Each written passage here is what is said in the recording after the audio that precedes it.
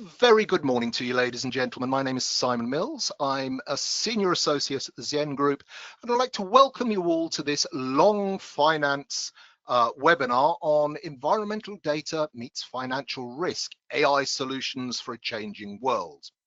I'm joined by Dr. Giuseppe Brandi, who is Assistant Professor of Data Science at Northeastern University, London. Professor Brandi's PhDs are in economics and applied mathematics, and he's an honorary research fellow at the Centre for Climate Finance and Investment at Imperial College. His academic background spans econometrics, machine learning, and complex systems, and he specializes in developing data-driven methods to create actionable insights for policymakers, investors, and businesses. Now, as always, the agenda for this webinar is very simple. Following my brief introduction, Giuseppe will make his presentation and then we'll move on to the Q&A discussion. Now, I'm afraid that you are all muted, but you are able to submit your questions to Professor Brandi through the chat tool, which is on the right-hand side of your screen. Please do chip in at any point in the proceedings, and I'll be collating your questions and putting them to Giuseppe at the end. Now, we're going to be recording this session, and you will be able to access the presentation and discussion at a later date. But before we move on, I would like to thank our sponsors from the FS Club, the premier global executive knowledge network for technology and finance, where members and their guests can meet over a glass of wine to debate key issues which impact on financial services, technology, and society. It's very much like a 21st century version of the city's 17th century coffee houses. Now, I'm aware that time is running on, so without further ado, I would like to introduce today's speaker. Giuseppe, tell us what happens when environmental data meets financial risk. Hello, everybody. Hope you can hear me all right. So I am Giuseppe Brandi. I am an assistant professor in data science at Northeastern University, London, and my key research areas are actually to use machine learning, data analytics to understand how climate change, how environmental data can help understanding financial risk. And today I'm going to talk about a few research that I've been working on, especially with colleagues from Imperial College London and London School of Economics.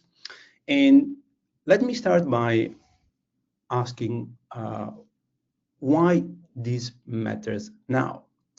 So we all know that climate impact is intensifying through the years, and we have a big problems with data. Data is really complex, is patchy, is biased. Sometimes you are not able to use this information reliably. And we need to find a way to translate this data from this complexity to financial insights. And to do so, I will use the AI. And for the word AI, as we know, AI is a big umbrella term, but here I'm drifting away from the conception of AI that we have nowadays on natural language processes or large language models, but mostly I will refer as AI models as statistical learning or machine learning models. So we have many challenges when we speak about environmental and climate data, but some of the core challenges are the data limitation. We have gaps, we have biases, and we will see in a few moments what I mean by biases. We have frequency mismatch. For example, if you want to use some environmental data in your day-to-day analysis, it's difficult to do so because usually a lot of those data are actually going to be given an annually basis from companies, while you want to have something which can be used on a monthly basis, for example. And At the same time, when we want to use climate models to make specific analysis, we have the problem that those climate models are usually given by huge research centers at a really coarse resolution. So if you want to make some type of analysis or we want to create some specific financial product at location, we are unable to do so in a really scientific way, because usually you have that the model can generate some of the climate variables that you would need at resolution of maybe 200 kilometers. And of course, if you want to try to understand how to build an insurance policy in Brighton, it doesn't make much sense if you have then the same data as you would have in London or even farther away. At the same time, when we have different scenarios, it's important to be able to understand how those scenarios are actually connected to financially consistent outcomes. Now, why I think AI and analytics can help in this kind of tasks. First of all, when we use machine learning models or AI models, we can always blend or fuse them with observations and some constraints, which can be economic constraints or physical constraints. This will help us to actually generate data where we don't have it that we actually can believe on. We can generate high resolution decision grade data sets. And you will see in a few minutes what I mean by that. Because as I said a few minutes ago, when we use climate models, those climate models are actually at really coarse resolution. And if you want to create some specific financial instrument or making some risk analytics decision, we need to have something which has a higher resolution. And finally, we need something which links our hazards to exposures, to cash flow, and also to policy levers. Now, in this specific talk, I will give an insight of 3 different examples, which are coming from 3 research papers that I'm working on and I worked on. But if you have other questions which are related to these type of topics, we'll be happy to answer. One of them will be about model selection. Now, when we hear about climate or temperature is one of the main variables we usually hear about, we usually get like one time series, one dynamic that goes around for decades. But behind that time series, actually there are a lot of models. It's not just one climate models, it's a collection, an ensemble of models, usually more than 40, 50 models, climate models. The problem is that some of those models are actually too hot. And too hot means that they are predicting temperatures which are much higher than actually they should be. And so the idea is to find a way to use machine learning, and in this case, especially unsupervised clustering, to filter out some of those climate models. Another example is to enhance the resolution of climate models. And we will see that this is not something which is, it can be easy to do, but to do it properly is not that easy at all. But at the same time, it's important that we use AI or machine learning approaches to increase the resolution of those models. And we'll see what that means. And finally, I will show you how we can use data analytics to actually decide where we may want to have a financial investment, which is backed by a forestry asset, where we want to not only think about how much carbon a specific forest can absorb, but also thinking about co-benefits like biodiversity and hazards like fire risk. And each of those examples really have a common theme, which is trying to use the data available to enlarge the information set we have and use this enlarged information set we have to make financial decisions.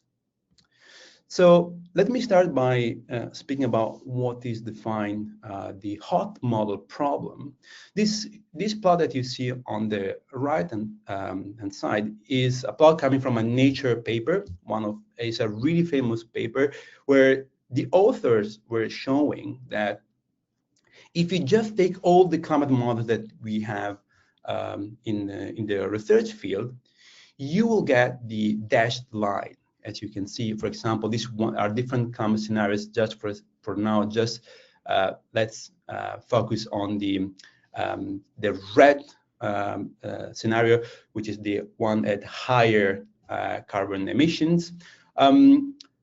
You see that if we take all the climate models, we are going to have this median temperature over the next 8 years.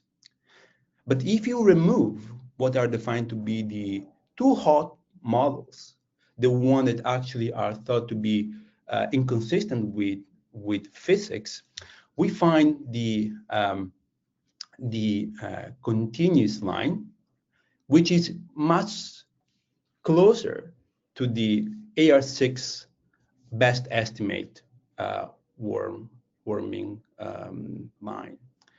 So what we can see already just from this plot is that if we do not do anything, we will always overestimate temperature rise. And as you may imagine, doing so will create a lot of financial pressures, a lot of economic problems when we invest on some specific technologies or some specific policies rather than on others. Now, the problem that we have is that if we have two different set of models, one which are warm models and some which are hot models, you can see from those two plots, they are actually predicting two different type of words. One which is actually problematic, as we know, there is no escape from that. So the one on the left side is still a warm word. But if you are in the hot model cluster, the word is really, really problematic, even much more. And when I say much more, I mean by couple of degrees more. And couple of degrees more are extremely dangerous. Now, so the idea is, how can we deal with that? Now, in climate science, we have a couple of metrics that are usually used to disentangle warm model from hot models. And the problem with those metrics is that they work only at global scale because they are trained. The physics behind those metrics works only at the global scale. But imagine that you want to do some risk assessment for some financial decision at the global or local resolution. Those metrics will not work. So the idea is, can we create a model, a machine learning model that actually create those type of clusters for us without the need of using those physically informed metrics? And the answer is yes. So if we use a machine learning approach where we cluster different climate models, which means we are trying to classify those models in warm and hot models, we can see already from on the top picture here that the cluster models that we use are actually much closer to AR6 than using one of the physical informed metrics. And if you go to to a local region like Southeast Asia, on the bottom plot, where we are trying to see what is the GDP damage that temperature will generate, we have a big problem, which is that the median of the damage that we have from the war model, which are the blue, is the blue box plot, and the median is this line on the middle, is higher than what you will get from using the whole set of models. And this is not logical. And this is because some models which are hot at the global scale are not hot at the local scale, and the reverse. So if we use a unsupervised learning model, as we did for the global scale to the local scale, we can do it, we can use it reliably. And what we can see that when we use this type of approaches, actually we have something which makes much more sense. So the temperature for the war model is actually lower than what you have for using the whole bunch of models, and the temperature for hot models is much higher. So this already tells you that you can use those type of approaches, which are validated at the global scale and also validated using checking the consistency with the physical informed metrics to the local scale. And this is just already one way to use machine learning and AI in a reliable way. The second task that I want to talk about is downscaling. For the people who doesn't know what downscaling means in climate science, it's basically the increase of resolution of a climate model. Now, the problem of a typical climate model is that the resolution is around 100 to 200 kilometers. But if you want to price an asset, you want to try to understand what is the risk associated with some specific asset, we need data which is at 1 to 10 kilometers, or even smaller, even finer resolution. If you just interpolate, which is what has been done for decades, actually you're creating artifacts, and you can actually break physical consistency. Because imagine that you have 200 kilometers resolution, you have a mountain in the middle, you will average out all the temperature in that area without thinking that actually, if you have a mountain, the temperature will not be constant in that area. So we need high resolution, biased, aware climate variables. And how we do that? How we do that? So the idea here is to use one of the variables you're interested in. For example, here is temperature, and you're using a neural network, which is a type of artificial intelligence models, especially a convolutional neural network, which is used for image recognition and hyper resolution, together with some other climate variables and some static variables, which are usually high resolution, for example, elevation.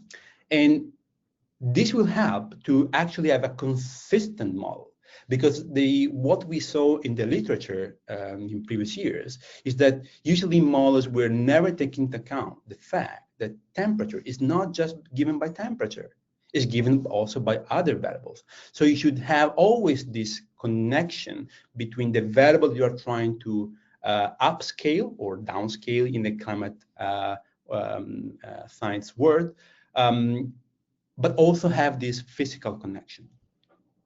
And just to let you see, this on top is just a way to show how the pipeline will be. We will first use a neural network to actually increase the resolution up to the resolution of data, of observations that we have in historical observations, which is usually around 25 kilometers. But then we are going to use some physical informed model, which use elevation to actually upscale temperature even more. And this helps us, this connection between those two modeling approach helps us to go from 110 kilometers resolution to 2 kilometer resolution. And you can see from the picture below already that the upscale is tremendous. And the actual fine-grained results are impressive. Now, the same modeling approach can be used to go up to 100 meters. Now, I went to 2 kilometers just for computational power problems, but you can actually go to really finer scales. And this is something which helps us to actually understand how we can actually use data in a reliable way, blend with AI models to drive information and then financial decisions. Let me finally speak about one of the projects I actually like the most, which is trying to understand how different variables, environmental variables, can be used to actually create risk return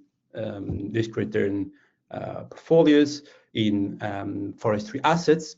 So when we speak about forestry assets, we always think about trees and that they are able to absorb, sequester carbon, and that's correct. The problem is that you can have problems like wildfires that will actually start going from a carbon negative asset to a carbon bomb. So in that case, we actually need to find a balance between carbon biodiversity and fire regimes. Now, we have some of the different biomes where actually are fire prone because they actually need fire to regrow. So it's always important to not only look at carbon sequestration as the only important variable, but also to take into account what are the risks associated.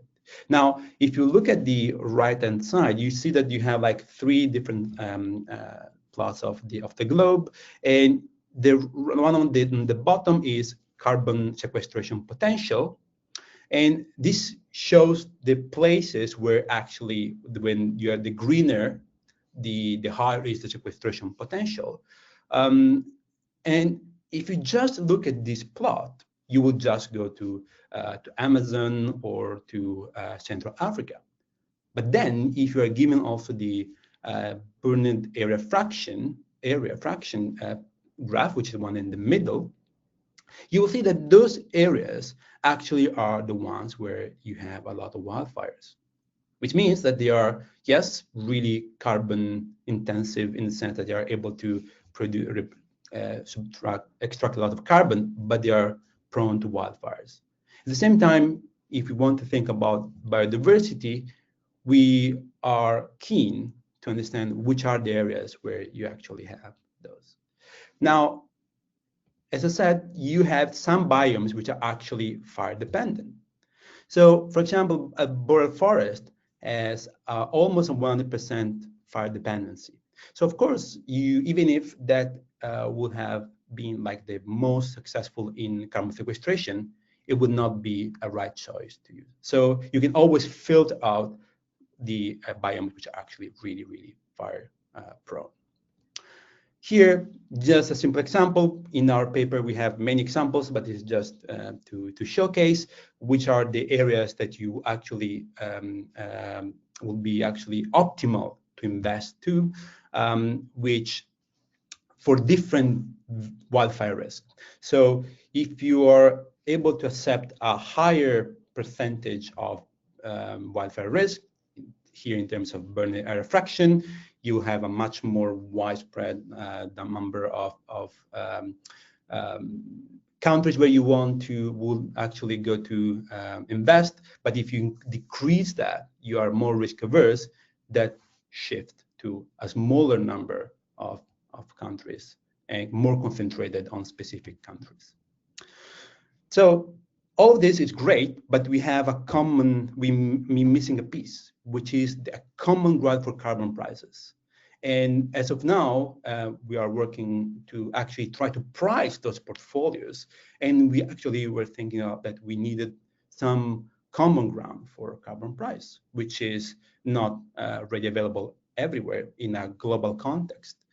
But recently, I was able to get hold of some data from C20, which is actually cancellation carbon cancellation company, and they also created as part of their mission some data which is about carbon price index, and it's quite useful. I also left here the website for people that may be interested to use their data, and I think this is actually pretty good because they are not only doing something which is extremely important as carbon lowest cancellation, but also providing some carbon price data. So let me conclude by giving a few takeaways. So hot models are a problem, and using machine learning and clustering analysis actually helps us to reduce the problem in the sense that we are able to disentangle warm model from hot model. At the same time, using neural network combined with statistical models and observations, we are able to enhance the resolution of climate models. And finally, whenever we want to create an investment, we always have to think about the risk-return profiles. And using data, different data and multiple optimization actually is the key to make such decisions. But the most important one, I would say that is the last point, at least to me, is that reliable and consistent data together with adequate AI modeling is the key to change. That's all from me. Thank you very much. And if you have any question, I'm happy to answer. Thank you. Fantastic. I really enjoyed that, Giuseppe. And I can see we've got a lot of questions from our audience, but as the chairman, the privilege of asking the first one falls to me. I must admit a personal interest in your presentation, as about 20 years ago I developed the climate change adaptation strategy for the City of London. At the time, it was the first ever climate change adaptation strategy for a major urban area, and it was a process that involved an enormous amount of time and effort. The modeling was quite crude, and you've touched on a lot of the problems. So the data we were getting wasn't hugely accurate, but it was enough to give us a sense of the direction things were going. But the issue was not the modeling, it was the decision making. Whilst I am a specialist in sustainable development, I am not a specialist in housing. I am not a qualified surveyor. I am not a qualified open spaces manager, and what I needed to do was interpret these models in such a sense that the managers of those particular services could determine what the impacts on their service areas were going to be and make a decision as to what needed to be done. Are we any closer in using AI to actually assist with those decisions? So I think that if we think about AI as a tool, which means that we use AI and machine learning to help us taking decisions, then yes, AI increased in the level of accuracy. So it's able to give us much better insights from data, which are usually complex data. But if we think about using AI to as the final decision maker, no, I don't think so. I think that we are still far away from that point where AI will be the one that we will actually trust, that we will actually use to make such decisions. I think that we are still in a period of transition where AI is precise enough to be used by expert people, but not to be used as the dogma. What I mean is, if I am a climate scientist, I can use AI tools to actually understand climate variables, but we should never think of AI to replacing the decision process. It should always be like an assistant, but never be the decision maker. The decision making is something which is really complex, interlinked across different disciplines, across different departments, and I don't believe that a model, in terms of like large language models, can actually do such a things as of now. Maybe in 20 years, maybe, but as of now, I don't see that. It's very much the Wizard of Oz problem, isn't it? You know, what lies behind the green curtain? You've got this lack of interpretability in black box models, you know, particularly with AI. So how do you know that what's coming out is accurate, and who's liable if these models prove to be flawed? Yeah, exactly. No, yeah, I mean, we are working as a research community to actually try to open a bit those black box, to like whitening a bit those black box or closed box. The problem is that even if you are able to understand a bit what are the some of the drivers, it's really difficult to understand how an input is generates an output. And that's what we miss. Because when we think about like whole statistical models, we were always able to actually map how a variable was mapped to another variable. So we actually can go through the interpretation behind those connections. With black box AI models, we cannot. We can make some logical connections, but we cannot make a strong causal connection. And that, I think, is the main problem, to think that those kind of models are actually able to replace the decision maker, which I think should still be in human hands. Now, why do models typically overheat? Why are we seeing these inaccuracies? So the main problem that, speaking with my climate scientist colleagues, the biggest problems is how to model clouds. Modeling clouds is extremely difficult. And even if we do not think much of it as, okay, what a cloud would change, actually clouds are one of the main drivers of actually how the circular dynamics that we have in the world, in the globe, actually works. And the second problem is how the oceans react to carbon. The acidification of oceans and the melting of the ice cap.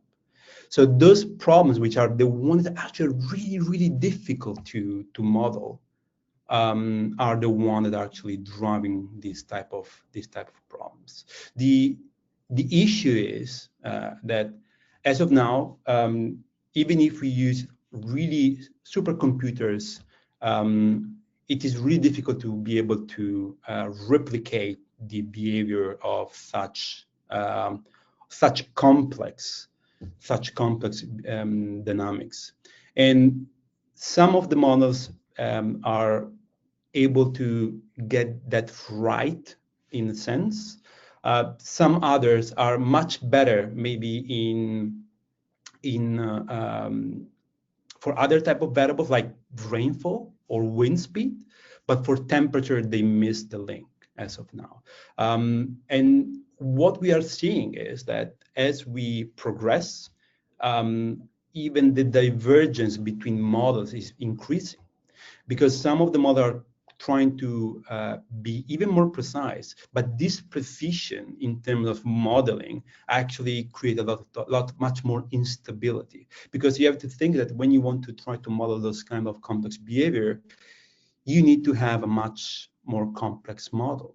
And those much complex models, and you remember the butterfly effect, when you have a small change in one of those variables, they percolate over time, and the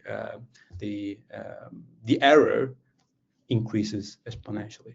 So yeah, we have different problems for those kind of models. The good thing is that we know that climate scientists uses those physically informed metrics to actually try to remove those models, or at least down weight the models, those models, when they are trying to make risk assessment.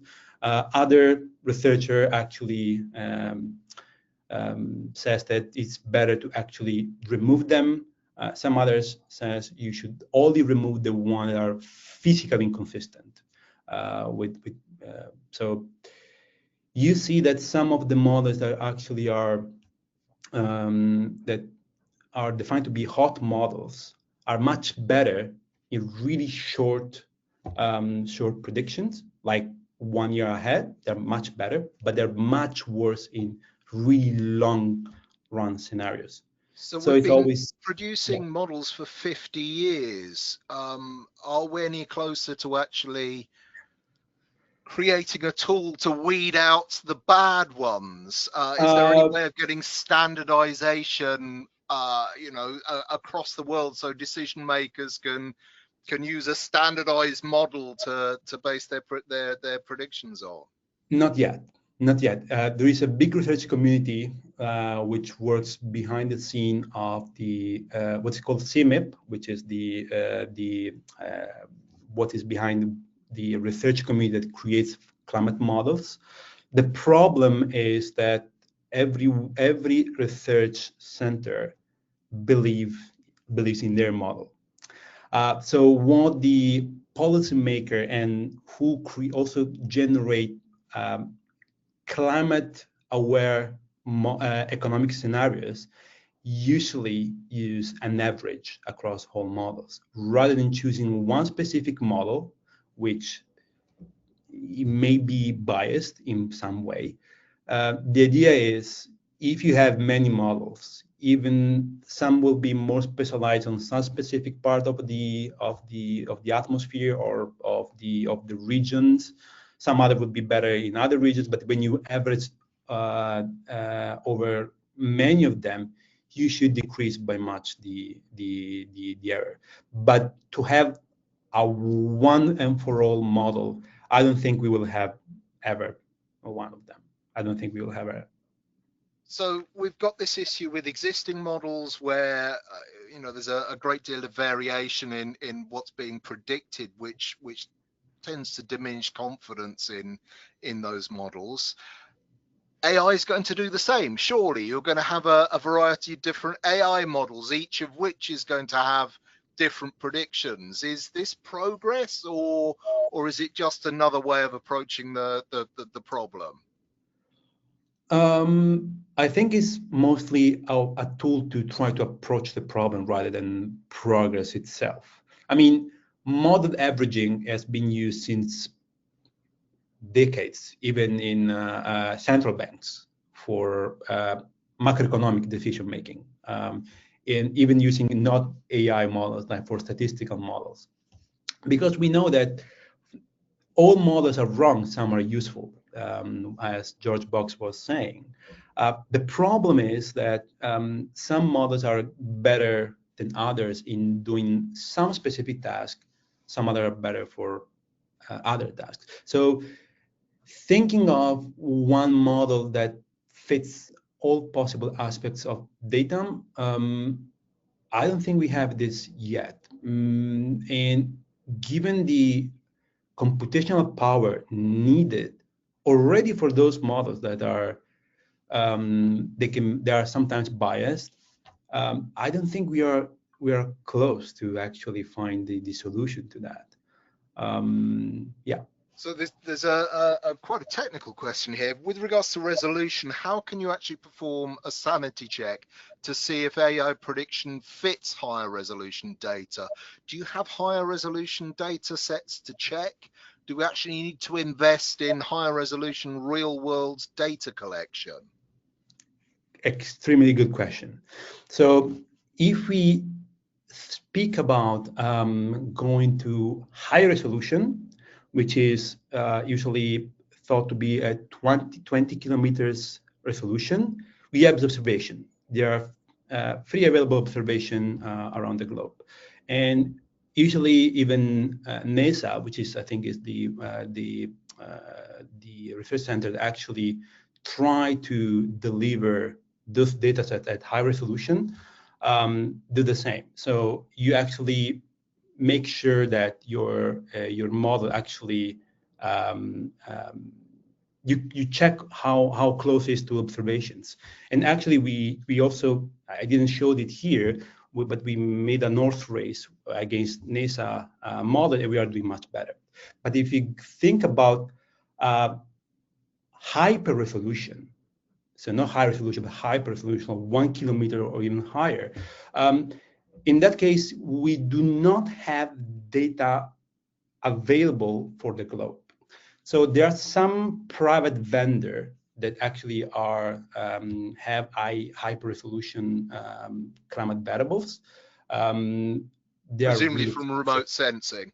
Yeah, yeah, and they are super expensive. So as a researcher, I couldn't afford it. But I think that it would be actually great to invest on those. I think is the right way to do.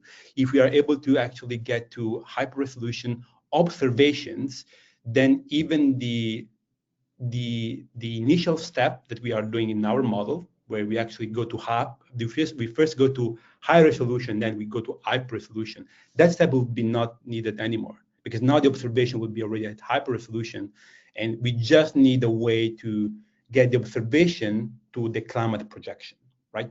So what we do is to check against some patchy hyper resolution data, because of course, if you go to London, for example, London, you can get temperature data about different spots in London or in any other region of the world. But of course, it's not reliable in the sense that it's not always the same elevation, is not always the same type of machinery that is being used to actually collect the data. So you have other questions there to actually try to understand how reliable is the data.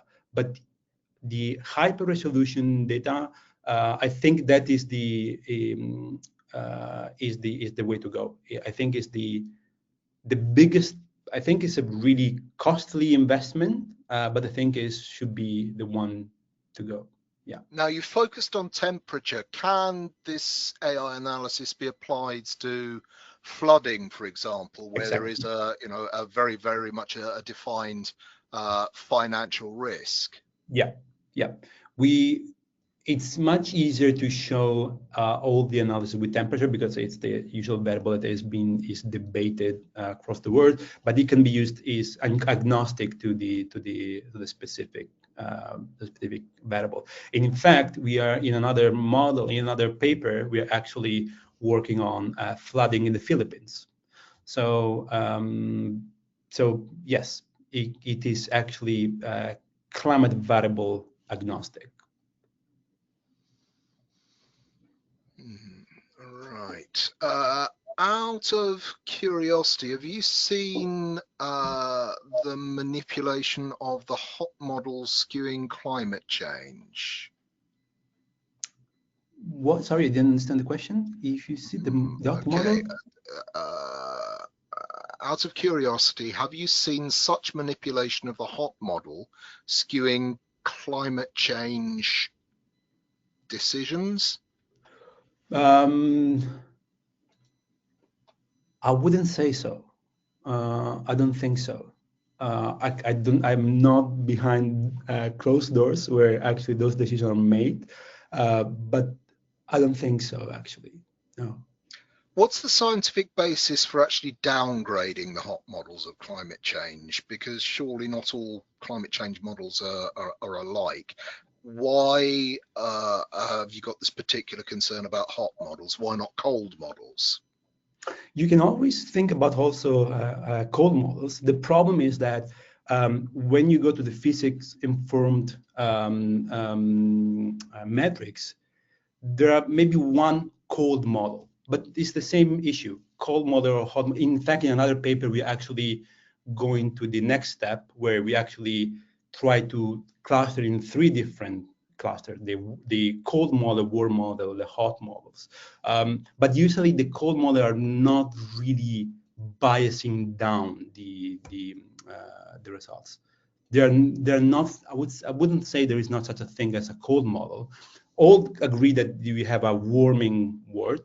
The coldest model is not much colder than one of the warm models. Excellent. And it is also worth mentioning that when you had that graph right at the beginning showing the models, all of them appeared to have about 1.5 degrees of warming baked in, and 1.5 degrees, ladies and gentlemen, is very serious indeed.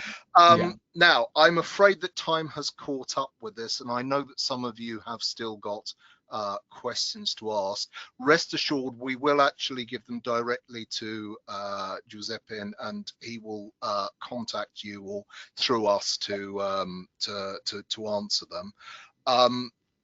You can email us and we'll pass your questions on. It just remains for me to thank our speaker for their presentation and you, our audience, for your excellent contributions to today's discussions. I'd also urge you to keep an eye on our forthcoming events page for a truly eclectic mix of events, which include the launch of the 38th edition of the Global Financial Centers Index, which is taking place on the 25th of September, the Taiwan Financial Briefing Forum, which is taking place on the 30th of September, and on the 15th of October, there will be a walking and drinking tour of the historic pubs of Fleet Street and the city. You can catch up with all our previous webinars on YouTube or our LinkedIn channel. We do hope to see you again. Thank you very much for attending, and goodbye. Thank you.